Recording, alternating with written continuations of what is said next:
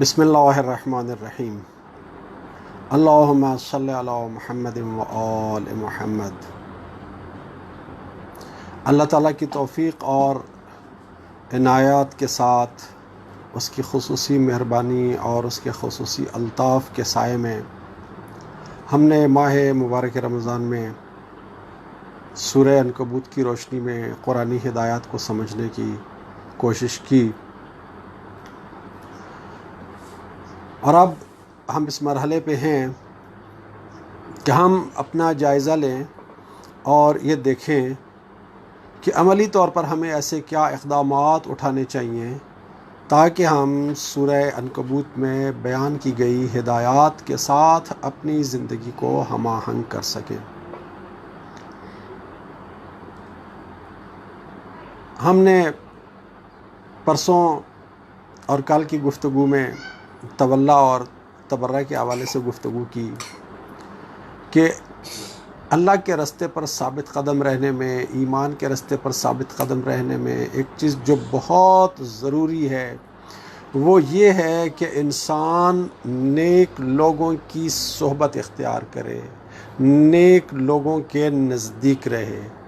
اور برے لوگوں سے دوری اختیار کرے اور برے لوگوں کی ہمنشینی اختیار نہ کرے۔ اسی اصول کو فارسی میں اس طرح سے بھی ایک مصرعے میں کہا گیا ہے کہ صحبت صالح ترا صالح کند، صحبت طالح ترا طالح کند۔ نیک لوگوں کی صحبت تمہیں بھی نیک بنا دیتی ہے اور برے لوگوں کی صحبت تمہیں بھی برا بنا دے گی۔ اور امیر المومنین علیہ الصلوۃ والسلام کا یہ جملہ بھی میں نے آپ کے سامنے بیان کیا تھا کہ جس میں وہ فرماتے ہیں قارن اہل الخیر تکم منہم، اہل خیر کے قرین رہو، اہل خیر کے ساتھ جڑے رہو، نیک لوگوں کے ساتھ جڑے رہو، تکم منہم، تم انہی میں سے ہو جاؤ گے۔ وبائن اہل الشر، اور شر والوں سے، شریر لوگوں سے، شر کے رستے پر چلنے والوں سے دور ہو جاؤ، تبن منہم، تو تم ان سے دور ہو جاؤ گے، ان سے تمہارا تعلق نہیں رہے گا۔ تو سب سے پہلی اور سب سے بنیادی بات جو ہے نا، اس سے بھی پہلے کہ آپ اہل خیر کی صحبت اختیار کریں اور اہل شر سے دور رہیں، اس سب سے بھی زیادہ ضروری اور اہم بات یہ ہے کہ انسان کے اندر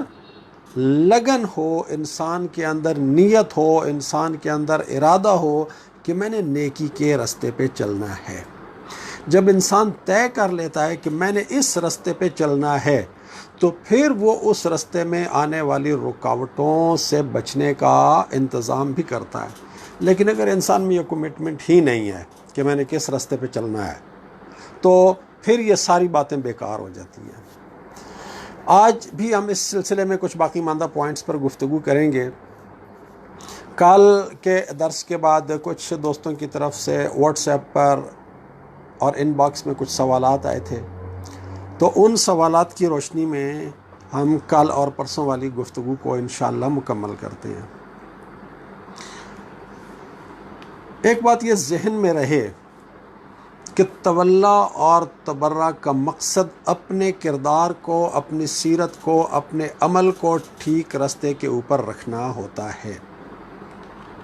تولا اور تبرہ کا اس چیز سے کوئی تعلق نہیں ہے کہ کسی کے مقدسات کو، کسی کی محترم شخصیات کو کھلم کھلا برسر عام تنقید کا نشانہ بنایا جائے اور ان کے بارے میں برا بھلا کہا جائے اور معاشرے میں فساد پیدا کیا جائے۔ اس کی اسلام میں کسی قسم کی گنجائش نہیں ہے۔ قرآن شریف میں اللہ تعالیٰ نے منافقین کی نشانی بیان کی ہے کہ وہ فساد کرتے ہیں۔ مومن فساد نہیں کرتا، اس لیے کہ فساد اللہ کو پسند نہیں ہے، اس لیے کہ اللہ فساد کرنے والوں کو پسند نہیں کرتا۔ سورہ بقرہ میں اللہ تعالیٰ نے بیان فرمایا ہے کہ واللہ لا يحب الفساد، اللہ تعالیٰ فساد کو پسند نہیں کرتا۔ اسی طرح سے اللہ تعالیٰ نے سورہ قصص کی آیت نمبر 77 میں فرمایا ہے ان اللہ لا يحب المفسدین، اللہ تعالیٰ فساد کرنے والوں کو پسند نہیں کرتا۔ اسی طرح سے اللہ تعالیٰ نے سورہ بقرہ کی ابتدائی آیات میں منافقین کا تذکرہ کرتے ہوئے یہ فرمایا کہ اذا قیل لهم لا تفسدوا فی الارض، جب ان منافقوں سے کہا جاتا ہے کہ معاشرے میں فساد نہ پھیلاؤ، قالوا انما نحن مصلحون، تو کہتے ہیں ہم تو فساد نہیں پھیلا رہے ہیں، ہم تو اصلاح کر رہے ہیں۔ الا انہم هم المفسدون، خبردار جان لو کہ یہ فساد کرنے والے لوگ ہیں۔ تو فساد منافق انسان کرتا ہے، فساد گمراہ انسان کرتا ہے۔ اللہ کا بندہ کبھی فساد نہیں کرتا، ایک سچا مسلمان کبھی فساد نہیں کرتا، ایک حقیقی مومن کبھی بھی فساد نہیں کرتا۔ اور فساد کرنے کے علاوہ کسی کو تکلیف دینا یہ بھی ایک گناہ عظیم ہے۔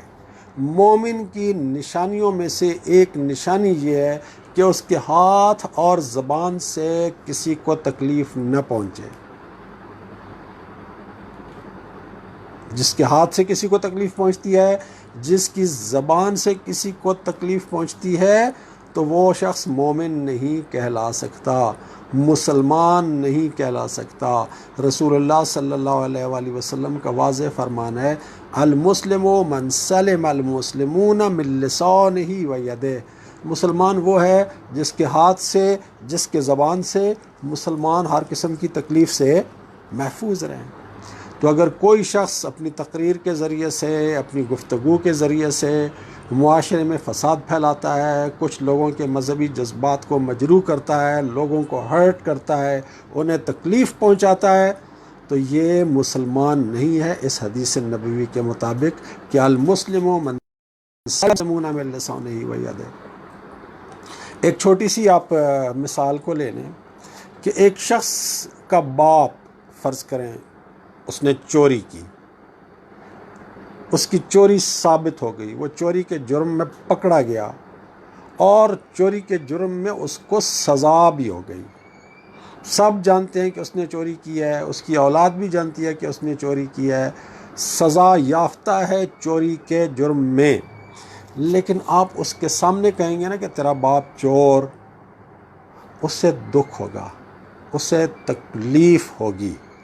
اور اسے یہ دکھ دینا اور اسے یہ تکلیف پہنچانا حرام ہے، شرعاً حرام ہے۔ حالانکہ وہ جانتا ہے کہ اس کے باپ نے چوری کی ہے، وہ جانتا ہے کہ اس کے باپ پر چوری کے الزام میں مقدمہ چلا ہے، وہ جانتا ہے کہ اس کے باپ کو چوری کے جرم میں سزا ہوئی ہے، وہ جانتا ہے کہ اس کا باپ سزا یافتہ چور ہے، لیکن جب آپ اس کے سامنے کہیں گے تو اسے دکھ ہوگا، جب آپ اس کے سامنے کہیں گے تو وہ آپ سے لڑے گا، لڑائی اور فساد شروع ہو جائے گا۔ تو آپ کے لیے شرعاً جائز نہیں ہے کہ آپ اس کے سامنے یہ بات کہیں کہ تیرا باپ چور، کیونکہ اس سے فساد بھی پیدا ہوتا ہے، اور فساد پیدا نہ بھی ہو، فرض کریں وہ بہت کمزور ہے، بہت ماٹھا قسم کا ہے، آپ کو کچھ بھی نہیں کہہ سکتا، آپ کا کچھ بھی نہیں بگاڑ سکتا، آپ صبح شام بے شک اسے کہتے رہو، اس کے آمنے سامنے سے گزرتے ہوئے چور چور چور کہہ کے اس کو یاد کراتے رہو کہ تمہارا باپ چور ہے، وہ آپ کا کچھ بھی نہیں بگاڑ سکتا، کچھ بھی ریٹیلیٹ نہیں کر سکتا، لیکن آپ کی اس بات سے وہ ہرٹ ضرور ہوگا، اسے دکھ ضرور ہوگا، تو یہ دکھ پہنچانا بھی شرعاً حرام ہے۔ تو کسی کے مقدس شخصیات کو برا بھلا کہنا سر عام اور ان کو ہرٹ کرنا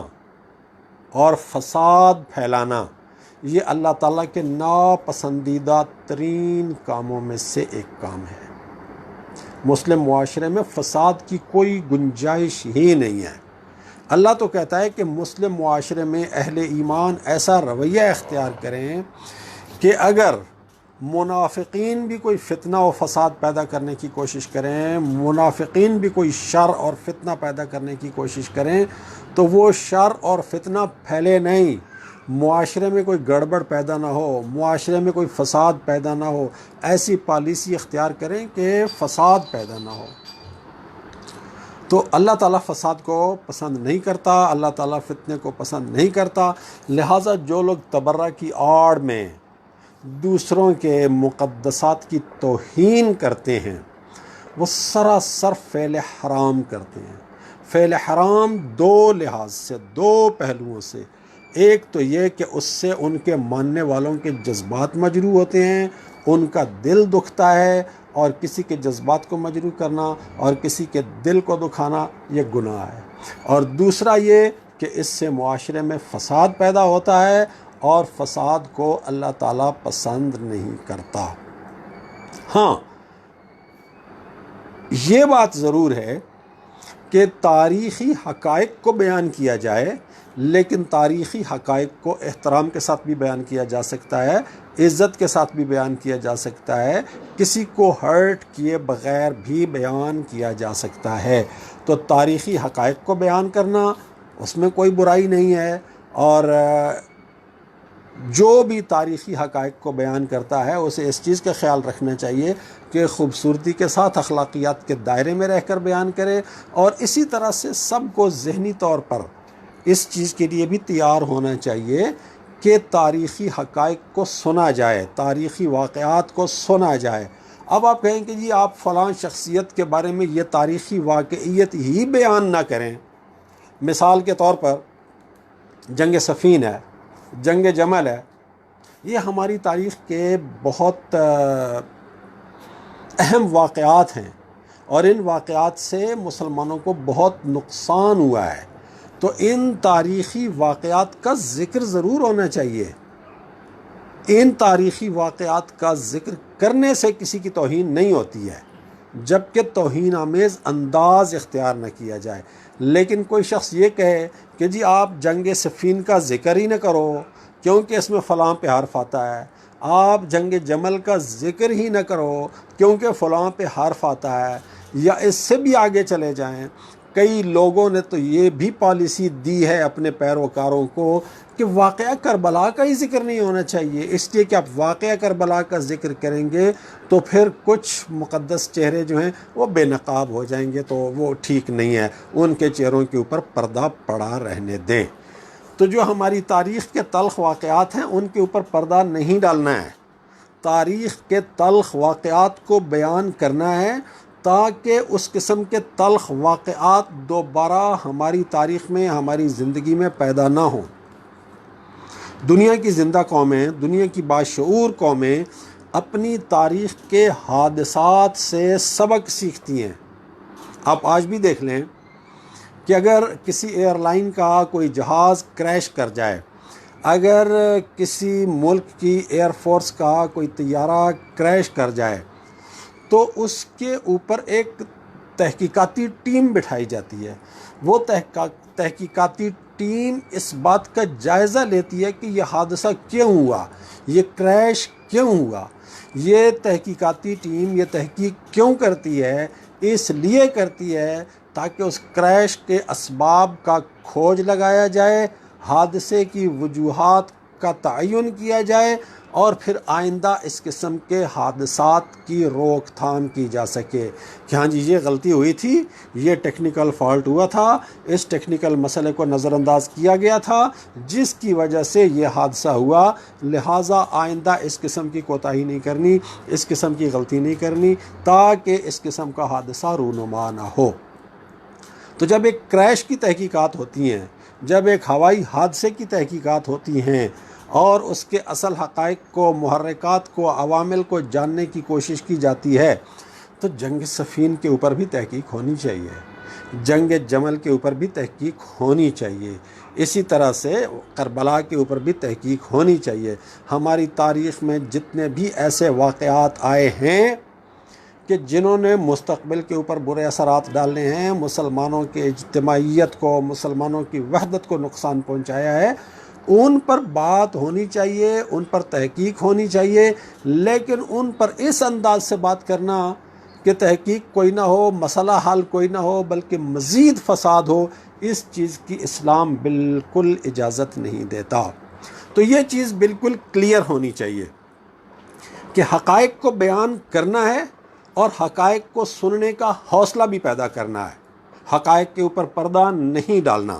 جو قومیں حقائق کے اوپر پردہ ڈالتی ہیں وہ پھر حقائق سے محروم رہ جاتی ہیں، حقائق سے دور رہ جاتی ہیں۔ حقائق سے محروم رہنے اور حقائق سے دور رہنے کے نتیجے میں پھر ان کی زندگی میں حادثات تسلسل کے ساتھ رونما ہوتے رہتے ہیں۔ لہٰذا تاریخی حقائق کو بیان کرنا ضروری ہے، لیکن بیان کرنا چاہیے اخلاقیات کے دائرے کے اندر، اور ان کو سننے کا حوصلہ بھی اپنے اندر پیدا کرنا چاہیے۔ ساتھ ہی اس چیز کا بھی اہتمام کرنا چاہیے کہ ان تاریخی واقعات کو بیان کرتے ہوئے کسی کے دل آزاری نہ ہو، کسی کے جذبات مجروح نہ ہو، کوئی ہرٹ نہ ہو، اور معاشرے میں کوئی فتنہ اور فساد بھی پیدا نہ ہو۔ یہ ہو گیا ایک پہلو۔ ایک اور بڑا اہم پہلو ہے تولا اور تبرہ کے حوالے سے۔ عام طور پہ سورہ مائدہ کی آیت نمبر 51 کی روشنی میں لوگ یہ بات کرتے ہیں، یا ایھا الذین آمنوا لا تتخذوا اليہود والنصارى اولیاء بعضهم اولیاء بعض ومن یتولہم منکم فإنہ منہم۔ اے وہ لوگوں جو ایمان لائے ہو، یہود اور نصارہ کو اپنے اولیاء نہ بناؤ۔ لفظ یہاں پر استعمال ہو رہا ہے اولیاء، ان کو اپنے اولیاء نہ بناؤ۔ بعضہم اولیاء بعض، یہ ایک دوسرے کے اولیاء ہیں۔ ایگزیکٹلی وہی جو سورہ توبہ میں اللہ تعالیٰ نے مومنین کے بارے میں کہا، المؤمنون والمؤمنات بعضهم اولیاء بعض، مومن مرد مومن عورتیں یہ سب ایک دوسرے کے ولی ہیں، اور ولی ہونے کی حیثیت سے کیا کرتے ہیں؟ یأمرون بالمعروف وینہون عن المنکر، وہ ایک دوسرے کو نیکی کی طرف چلنے کی ترغیب دیتے ہیں، موٹیویٹ کرتے ہیں، انکریج کرتے ہیں، وینہون عن المنکر، اور برے راستے پر چلنے سے روکتے ہیں، برائی سے ڈسکریج کرتے ہیں۔ تو مومن اور مومنین اور مومنات یہ آپس میں اولیاء ہیں، اور یہ جو ہیں یہود و نصارہ، ان کے بارے میں کہا گیا ہے کہ ان کو اپنے اولیاء نہ بناؤ، یہ آپس میں ایک دوسرے کے ولی ہیں۔ وَمَن يَتَوَلَّهُم مِّنكُمْ فَإِنَّهُ مِنْهُمْ، اور جو ان کے ساتھ تولا کرے گا، جو ان کو اپنا ولی بنائے گا، وہ پھر انہی میں سے ہوگا۔ اس لیے کہ آپ جس کے ساتھ تولا کرتے ہیں، جس کو اپنا ولی بناتے ہیں، پھر آپ اس جیسے ہو جاتے ہیں۔ اس آیت اور اس جیسی بعض دوسری آیات کی بنیاد پر بعض لوگ یہ نتیجہ نکالتے ہیں کہ ہم نے یہود اور نصارہ کے ساتھ ہمیشہ دشمنی پر مبنی پالیسی ہی رکھنی ہے۔ یہ ایک غلط اپروچ ہے، یہ ایک منفی اپروچ ہے۔ اللہ تعالیٰ یہ کرے کہ آپ نے ان کو اپنا ولی نہیں بنانا ہے، آپ نے ان کو اپنا سرپرست نہیں بنانا ہے، آپ نے اپنے قومی معاملات میں ان کے اوپر ٹرسٹ نہیں کرنا ہے، ان کے اوپر انحصار نہیں کرنا ہے۔ لیکن اس کا یہ مطلب نہیں ہے کہ آپ کے پڑوس میں کوئی یہودی رہتے ہیں، آپ کے پڑوس میں کوئی نصارہ رہتے ہیں تو آپ ان کے ساتھ اچھے اخلاق سے پیش نہ ہو۔ آپ جہاں جاب کرتے ہیں وہاں یہود اور نصارہ رہتے ہیں تو آپ ان کے ساتھ اچھے اخلاق سے نہ رہو، اس کا یہ مطلب ہرگز نہیں ہے۔ اسی طرح سے ہماری دنیا ایک گلوبل ولیج بن چکی ہے، ساری اقوام جو ہیں ایک دوسرے کے قریب آ چکی ہیں۔ گلوبل ولیج کو میں تو یہ کہا کرتا ہوں کہ یہ گلوبل روم بن چکا ہے دنیا۔ جیسے ایک کمرے کے اندر ایک یہودی بھی رہ رہا ہو، ایک نصرانی بھی رہ رہا ہو، ایک ہندو بھی رہ رہا ہو، ایک مسلمان بھی رہ رہا ہو، ایک شیعہ بھی رہ رہا ہو، ایک سنی بھی رہ رہا ہو، ایک وہابی بھی رہ رہا ہو، ایک قادیانی بھی رہ رہا ہو، تو انہیں کس طرح آپس میں سلوک کے ساتھ اور ہم آہنگی کے ساتھ رہنا چاہیے۔ تو ضرورت اس چیز کی ہے کہ دنیا میں سلوک اور ہم آہنگی پیدا کرنے کے لیے ایسی پالیسی اختیار کی جائے کہ آپ کے اپنے مفادات بھی محفوظ رہیں اور دوسروں کے ساتھ ٹکراؤ کی اور جھگڑے کی اور لڑائی کی اور فساد کی کوئی نوبت بھی نہ آئے۔ آپ ایک بزنس مین ہیں، آپ کے ساتھ بزنس پارٹنر ہیں، کوئی یہودی بھی ہو سکتا ہے، کوئی عیسائی بھی ہو سکتا ہے، اس میں کسی قسم کا کوئی پرابلم نہیں ہے۔ اسی طرح سے آپ کی کوئی فیکٹری ہے، آپ پروڈیوسر ہیں اور آپ جو چیز پروڈیوس کرتے ہیں اس کے ڈسٹریبیوٹر آگے چل کے کوئی یہودی بھی ہو سکتا ہے، کوئی مسیحی بھی ہو سکتا ہے۔ آج کل کاروبار انٹرنیشنل لیول پہ ہو رہے ہیں کہ کوئی ایک ملک کوئی ایک پروڈکٹ بناتا ہے وہ پوری دنیا میں بکتی ہے۔ مسلمانوں کو بھی چاہیے، پاکستان کے بڑے بڑے سرمایہ داروں اور تاجروں کو بھی چاہیے کہ وہ ایسی پروڈکٹس بنائیں، ایسی معیاری پروڈکٹس بنائیں کہ ان کی پروڈکٹس پوری دنیا میں جائیں، ہندو بھی خریدیں، بدھسٹ بھی خریدیں، یہودی بھی خریدیں، مسیحی بھی خریدیں، سارے خریدیں۔ تو جب آپ اتنے ہیوج لیول پر کوئی پروڈکشن کرتے ہیں، کوئی کام کرتے ہیں، تو پھر ظاہر سی بات ہے آپ کے ساتھ ان لوگوں کو ملنا پڑے گا۔ تو آپ کیا کہیں گے کہ چونکہ آپ مسیحی ہیں یا آپ یہودی ہیں یا آپ ہندو ہیں لہٰذا ہم آپ کے ساتھ بزنس نہیں کرتے؟ یہ ساری چیزیں اپنی جگہ پر، آپ ان کے ساتھ بزنس بھی کر سکتے ہیں، آپ ان کے ساتھ پولیٹیکل ریلیشن شپ بھی رکھ سکتے ہیں، آپ ان کے ساتھ اچھے اخلاقیات کے ساتھ پرامن تعلقات بھی رکھ سکتے ہیں، لیکن ان کو اپنا ولی نہیں بنانا ہے، یعنی ان کی پالیسیوں پہ نہیں چلنا ہے، ان کی ڈکٹیشن کے اوپر نہیں چلنا ہے، ان سے رہنمائی نہیں لینی ہے، ان سے ہدایت نہیں لینی ہے۔ ہدایت اور رہنمائی آپ نے لینی ہے اللہ کی کتاب سے، ہدایت اور رہنمائی آپ نے لینی ہے اللہ کے رسول سے، ہدایت اور رہنمائی لینی ہے آپ نے ائمہ معصومین سے، ہدایت اور رہنمائی آپ نے ان سے نہیں لینی اپنے قومی معاملات میں۔ تو ان چیزوں کو اپنی اپنی جگہ پر رکھ کر دیکھنے کی ضرورت ہے۔ یا ایھا الذین آمنوا لا تتخذوا اليہود والنصارى اولیاء، اس کا مطلب یہ نہیں ہے کہ اب ہم ایسی پالیسی اپنا لیں کہ ہم ان کے ساتھ مسلسل جنگ کی حالت میں رہیں۔ اس کا یہ مطلب نہیں ہے کہ آپ ان کے ساتھ خواہ مخواہ ایک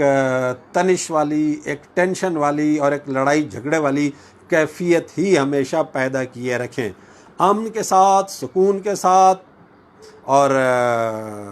صلح کے ساتھ رہیں، لیکن اپنے معاملات کی باغ ڈور اپنے ہاتھ میں رکھیں، اپنی پالیسیاں خود بنائیں، اپنے قومی معاملات میں آپ دوسروں کے محتاج نہ بنیں، ان کے اوپر آپ کو اس قسم کی ڈپینڈنس کی ضرورت پیش نہ آئے کہ آپ ان کے ایسے محتاج ہو جائیں کہ پھر ان کی دی ہوئی ڈکٹیشن لینے پر مجبور ہو جائیں۔ اقتصادی لحاظ سے اتنے مضبوط رہیں، طاقتور رہیں کہ آپ کو ان سے قرضہ لینے کی ضرورت پیش نہ آئے۔ قرضہ لینے کی ضرورت پیش آ بھی جائے تو اتنے کمزور نہ ہوں کہ وہ آپ کو قرض دے کر پھر اپنی مرضی کی شرائط آپ کے اوپر مسلط کریں، پھر آپ کو ہدایات دیں اور اپنی ہدایات آپ کے اوپر مسلط کریں۔ تو ان چیزوں کو اپنی اپنی جگہ پر رکھ کر دیکھنے کی ضرورت ہے۔ تو تولا اور تبرہ کے حوالے سے یہ چند چیزیں کلیئر ہونی چاہیے کہ تولا اور تبرہ کا مطلب لڑائی جھگڑا نہیں ہے، تولا اور تبرہ کا مطلب کسی کو ہرٹ کرنا نہیں ہے، تولا اور تبرہ کا مطلب کسی کو کے ساتھ اپنے معاشرے میں فساد پیدا کرنا نہیں ہے۔ تولا اور تبرہ کا مطلب یہ ہے کہ آپ کو یہ معلوم ہونا چاہیے کہ یہ لوگ اللہ کے بندے تھے، حق کے راستے پر چلنے والے تھے، ہم نے ان کے راستے پر چلنا ہے، اور یہ لوگ حق کے راستے پر چلنے والے نہیں تھے، ہم نے ان کے راستے پر نہیں چلنا ہے۔ دیٹس آل، یہی ہے تولا اور تبرہ۔ ایک چیز اور، ایک سوال ہوا تھا ایک دوست کی طرف سے کہ لوگ باطل کی طرف کیوں جاتے ہیں، لوگوں کو باطل سے کیا دلچسپی ہوتی ہے، حق کو چھوڑ کر لوگ باطل کی پرستش کیوں کرتے ہیں؟ تو اس کے بارے میں یہ بات کلیئر ہونی چاہیے کہ باطل کی پرستش کوئی بھی نہیں کرتا۔